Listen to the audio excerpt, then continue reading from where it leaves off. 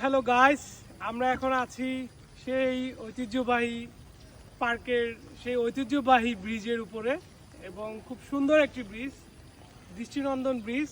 আমার সাথে আছেন আমার শ্রদ্ধেয় কলিগ, আমার বড় ভাই, আমার ফ্রেন্ড, যাই বলেন না কেন, রাজীব ভাই।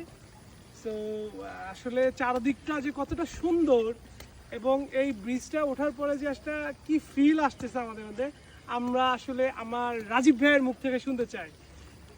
অ্যাকচুয়ালি আপনারা ঝুলন্ত ব্রিজের অনেক নাম শুনেছেন। ঝুলন্ত ব্রিজ শুনলেই আপনাদের মনে আসতে পারে যে এটা মনে হয় রাঙামাটির ব্রিজ। না, এই ঝুলন্ত ব্রিজটা আছে আমাদের খাগড়াছড়িতে এবং এই ঝুলন্ত ব্রিজটাতে উঠলে সত্যিই আপনি ঝুলন্ত ঝুলন্ত ফিল করবেন, কারণ এটার নিচে কোনো প্রকারের পিলার নাই। ওই মাথায় একটা টানা আর এই মাথায় একটু টানা, এবং আপনি মাঝখানে একটু হালকা চাইলে একটু দুল দিতে পারবেন, যদিও দুল দেওয়াটা নিষেধ।